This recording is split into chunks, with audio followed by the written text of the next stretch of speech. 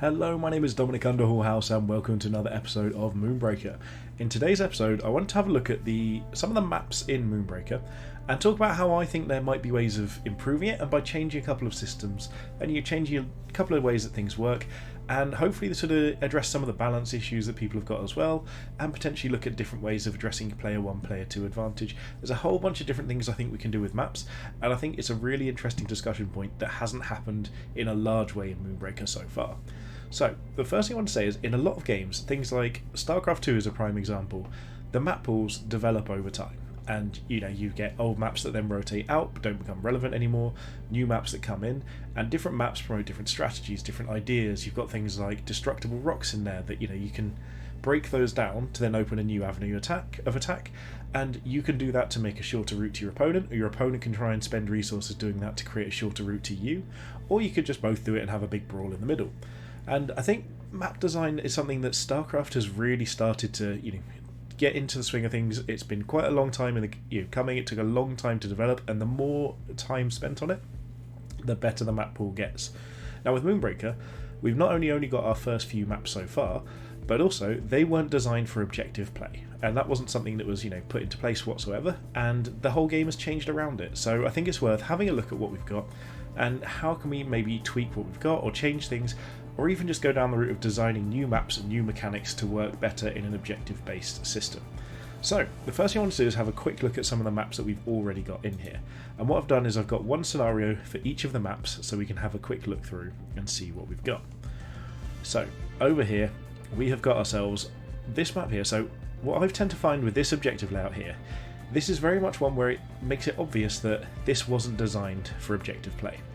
Because this here looks like an obvious objective, but these little pieces of terrain here make it interesting, but sometimes awkward to hold. You can get blocked in very easily.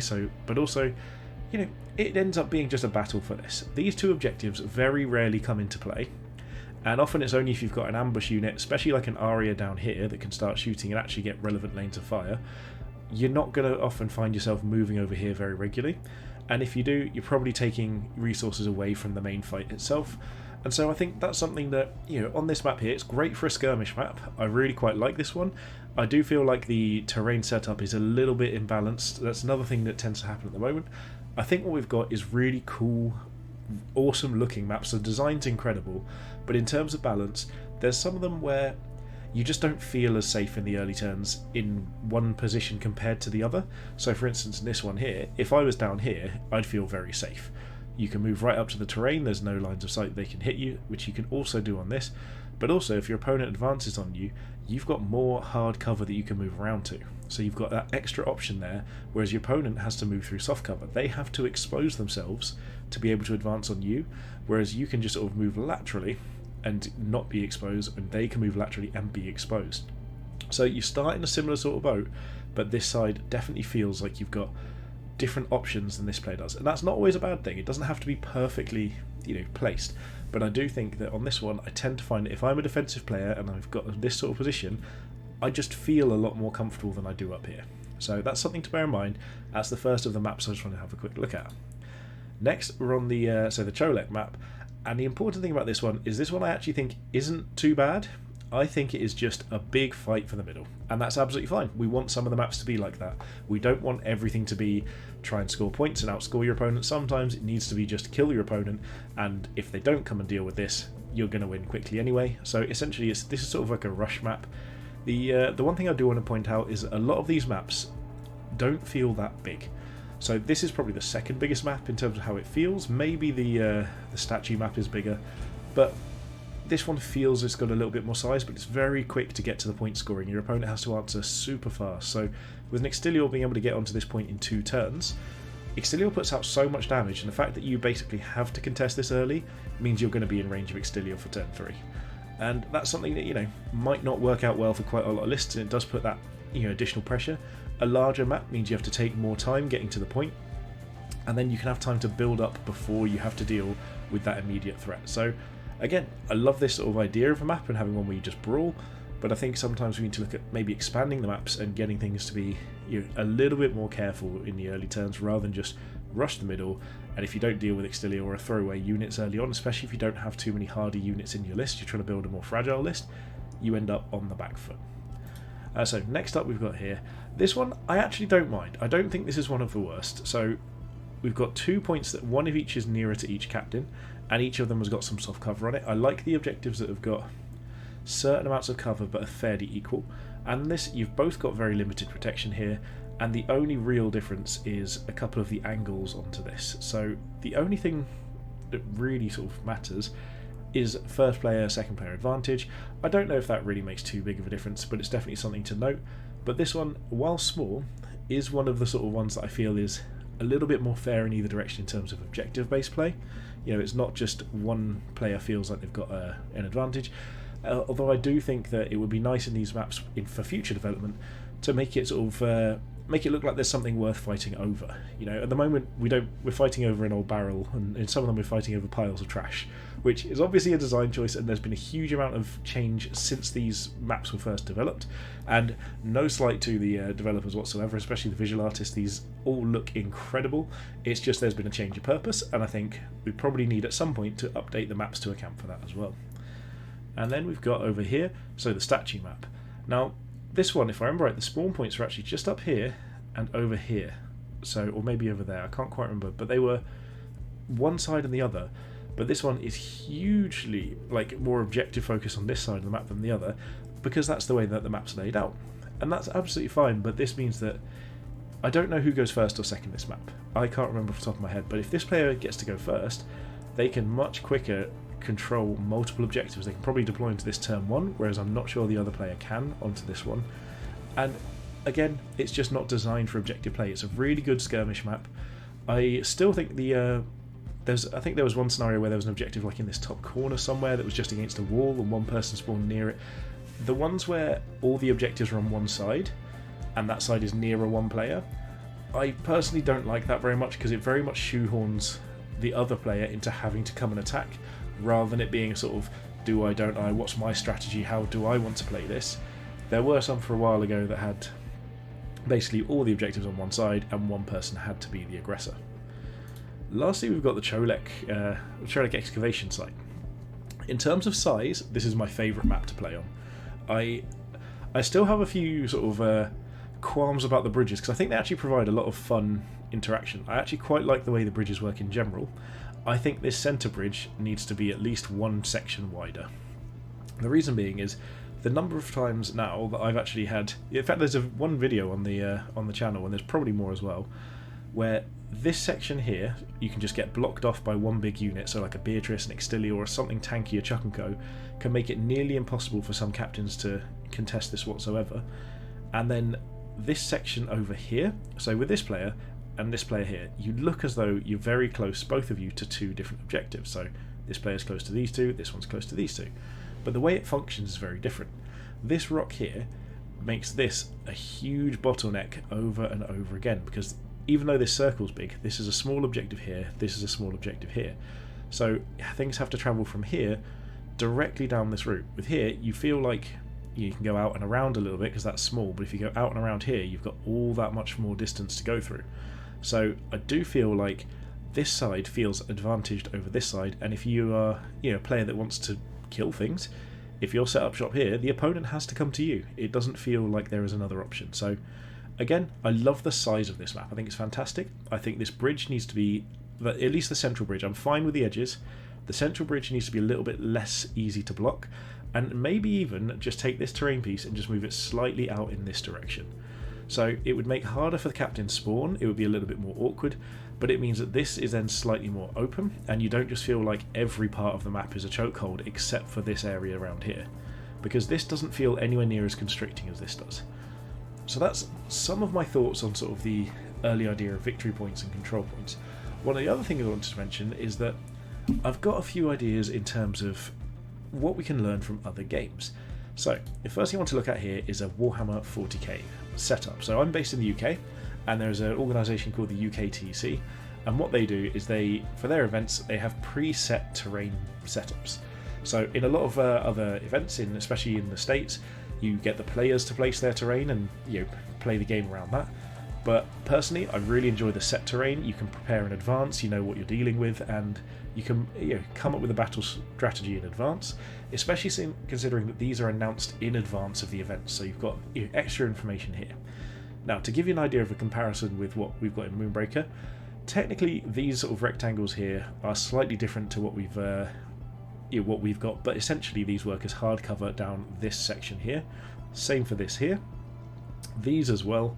And then this section here is the equivalent of soft cover, so it's what's called dense. Now the objectives are over on these sections here, and as you can see, some of the objectives are really well defended. So if this is hard cover, you can't get line of sight from a lot of different angles onto it, and then you can from the side. But the big difference here is we've got deployment zones. So these red and green lines here, one person deploys in this side and the other deploys on this side. Now what deployment zones do is it basically gives you a set structure of the battlefield to start with. In Moonbreaker, we have that with where the players start, but from then on, everything very much becomes a free-for-all in terms of where you position, where you come out. And one of the things that we've noticed, especially Jester mentioning as well, is that if your opponent gets a strong position and you've got sort of softer backline units, if they get to deploy something like a Chuck and Co in the middle of your lines, or a Beatrice or something hard to kill, it can separate your entire army in two. And that's fine, but that's something that's a lot more powerful than I think people realise, because you can't maneuver your army the way you want to. You can't use all of your army to focus on the one target that you want to, because there's a big thing in the middle that if you don't deal with it is going to start charging your backlines. So having these deployment zones allows the game to progress naturally from the edges towards the centre, and it really creates a bit of a sort of like a battle line, a skirmish vibe to it, rather than just a sort of brawl. And I think one of the things that we've discussed is that with the deploying anywhere, deploying near your captain, I actually have started to think that that becomes somewhat problematic.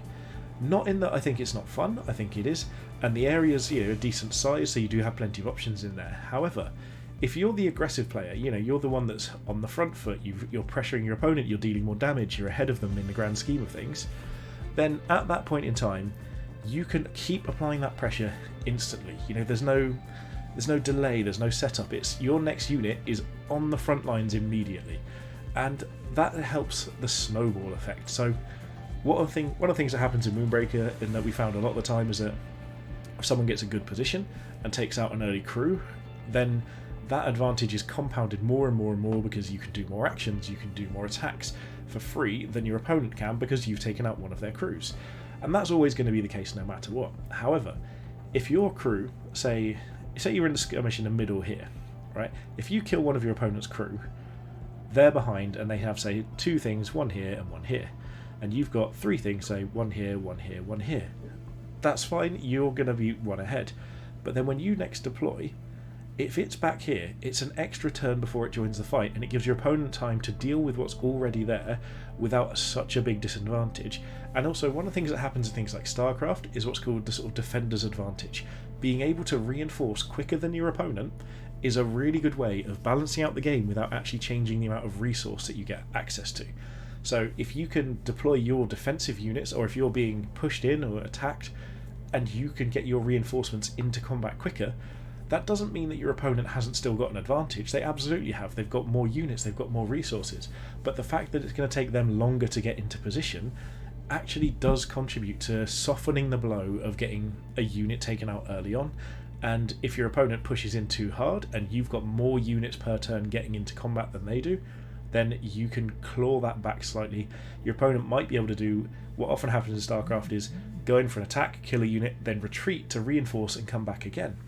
And that adds another layer of depth. So I think that's something we can learn from for Moonbreaker, but there's a few things that don't work the same in Moonbreaker to 40k or StarCraft and things like that.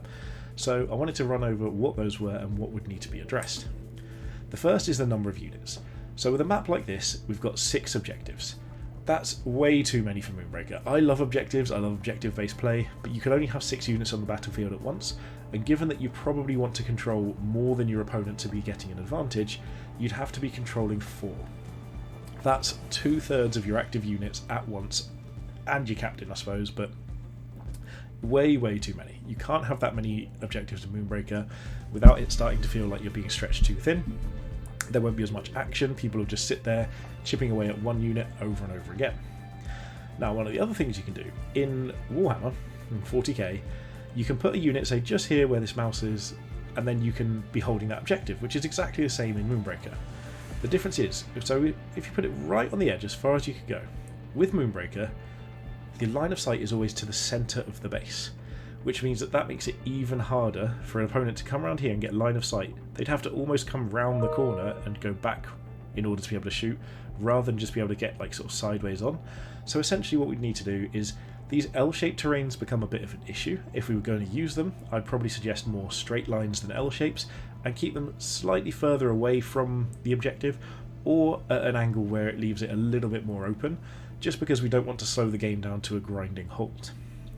Next is terrain types. So the interesting thing about this is you'll notice these big blocks of terrain here. This is what's called area terrain, and we don't currently have anything like that in Moonbreaker other than the low visibility areas. So what that means is that if you're in this terrain whatsoever, you get a defensive advantage like low visibility, and it also means that basically your opponent can't come into you through these walls unless they can breach them. So breachable is a terrain type that means that you can go through walls. It's essentially similar to what we could do with with the low visibility areas, and also what airborne can do. So that's why I've put airborne in here, because airborne can essentially jump over terrain. Now what I think we need in Moonbreaker is potentially a terrain type that fills the role of breachable, where certain units can go through the terrain, and that really does change things up slightly. So it could be, say, a wall where small units could jump over the terrain, or I've thought of it as like a barricade sort of thing. So if you've got a barricade and you've got a unit, they could potentially hide behind that to be out of line of sight from shooting, so it would work the same as hardcover in that respect. But if you could go through that terrain, then that provides a bit of a staging area, which is basically setting up for future turns. The other thing here is obviously the deployment zones. We mentioned that previously, as creates a completely different environment, and also the scoring and victory conditions. So in Warhammer, the game is based entirely on points, just like Moonbreaker is technically, but Moonbreaker is if you kill the captain, you win. Whereas these, to score points, you basically score points for holding one objective in some maps. So on this one, it's a 6 objective. So you'd hold it, you get some points for holding 2 objectives, extra points for holding 3 objectives, and more again if you hold more than your opponent. So essentially it works as you get 4, if you hold all 3 you get 8, if you hold 3 and your opponent doesn't hold as many as you, you get 12. And that's a system that it works. However, I don't think it's something that's necessary for Moonbreaker, but it does mean we have to change about how these things think. And the last important thing I want to mention is that in these objectives you can see these are quite exposed, these are quite covered, and these are very safe. And that's something we don't currently have in Moonbreaker, is sort of like the idea of a home objective. It often feels like everything is in the middle ground. You don't have a sort of secure home area that you can defend and then move out when it's right for you. And I think that's something we should consider. Although if we were going to look at doing that, you need to then slow down the pace of scoring a little bit. And the only reasonable way of doing that is just by increasing the number of points needed. But that's something that I think could really benefit the game in terms of making it more objective focused, is just make scoring.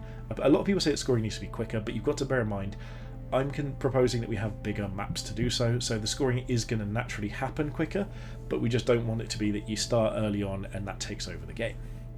So what I've done here is I've made a very cute little bright coloured, looks like a mess idea for just map design in general. This isn't an actual map that I'd suggest. This is something that is just a sort of a bit of inspiration to give an idea of how I think deployment could work in Moonbreaker and how I think it could be really beneficial to the game. So what we've got here is deployment zones on either side. So this would be, instead of deploying around your captain, what you do is you get a deployment zone, and to make it look aesthetically pleasing, you could actually show that your ship on either side here, so that, as Jester mentioned in the post the other day, you could have customization on your ships, something for down the line. People could have their own ship designs. It would be awesome to see your own ship here with your crew getting off. The other thing is, having this as an area means that you can have it give defensive buffs to the crew that are deployed in that area without having to make it so that it's impossible to be shot. So for instance, either the crew in that area could gain additional armour, or they could gain invulnerability or exterior shield style things for the first turn, but as soon as they leave, they lose that. The reason that I think that's so important is that I like the idea of people still being able to be damaged, but I don't think people should be able to be easily killed in the deployment, because it creates a situation like what people know in FPS as like spawn camping. your opponent takes control of sets up sort of shop near your area and kills everything you deploy. Now, what will be the effect of this is that if your opponent can get everything over here and can take control of the whole board, yes, they'll be able to kill your units as you deploy them, but at that point you will have lost the game already. That's not something I've got a problem with, because sometimes that will just happen. Now, let me just run you through the thinking behind this setup. So we've obviously got the 3 objectives here. I've tried to set it up so there's at least one each that looks a bit like a home objective, one that's easily accessible, but it's not the most safe. I've tried to give a bit of hard cover here, so you can get angles onto it. You can put someone, say, over here and hold it relatively safely, but from any angle around this way whatsoever, you're going to be shot. The central objective needs to be, I think, assailable from most angles. People should be able to attack it, so I think soft cover works around there, so it doesn't just create a situation where you hold it, you're safe.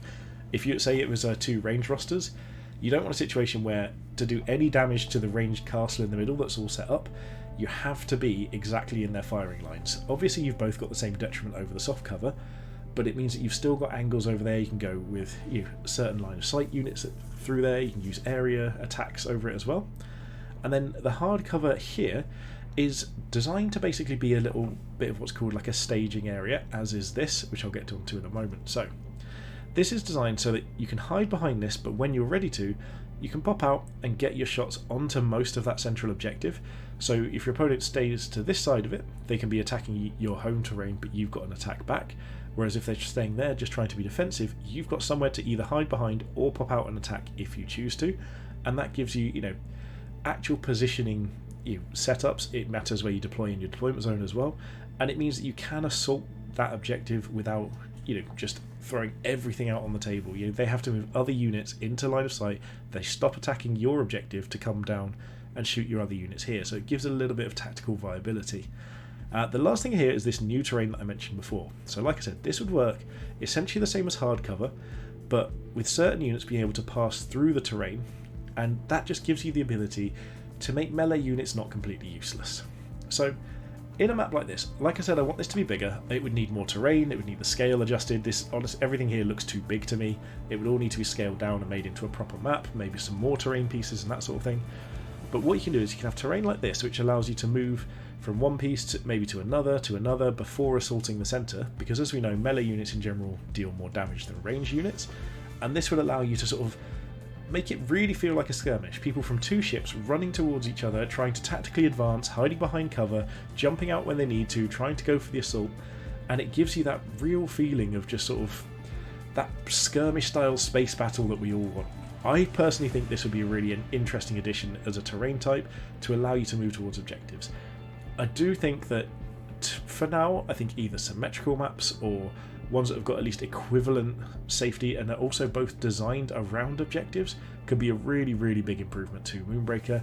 And honestly, I think it's really exciting. I think the idea of this could really change how Moonbreaker's played if people were willing to give it a try. All in all, I think there's so much hope for Moonbreaker, and also with I forgot to mention the player 1, player 2 advantage. Again, it slows down a little bit if you have to reinforce, and if you're both moving towards an objective, you can adjust your strategy accordingly, like I said. So player 1, player 2 does feel like a bit of an issue, but also if it comes down to it, the main issue is going to be that one person can get to a point earlier than the other, but then you expose your hand in terms of what you're trying to do. But the other option is, if you wanted to balance it, because one person gets a victory point before the other does, you could even just, find ways of balancing it with victory points, which I don't think is necessary, or just with that tactical advantage, or even just having terrain pieces slightly closer to the second player or slightly further so they could move forward and assault slightly easier on the following turn. So at that point, not wholly symmetrical, but symmetrical other than a balance consideration. It could even be that moving this one piece of terrain forward and backward changes the balance of a map enough to actually account for some of that player 1, player 2 advantage. Not all of it maybe, but some of it. So if this is something that you think sounds interesting, I'd love to hear your thoughts in the comments. The one other thing I wanted to point out is that this would remove deploying onto your captain, and it would change that mechanic entirely. However, we've got ambush in the game, we've got a couple of ambush units, and I think if we change ambush to be able to deploy around your captain, and keep the rest of the things deploying in your deployment zone, it keeps that pace of game while also giving you a tactical advantage for having ambush, because you can deploy further up the field without it just being the case that you can deploy right behind the enemy's line over here and start just attacking their units before they get a chance to do anything. So all in all, I think this has a lot of potential. Obviously this map design is not professional level by any means. This is something I mocked up in about 10 minutes just while I was thinking about what I want, how to go through it. And again, I think bigger maps should be the default, and I think this would be a really, really interesting way of looking at it. So if you like this, like I said, drop a comment. If you enjoy this content, please do hit that subscribe button, join us on the Patreon down below, and hit that like button. But most importantly, thank you very much for listening, and have a good day.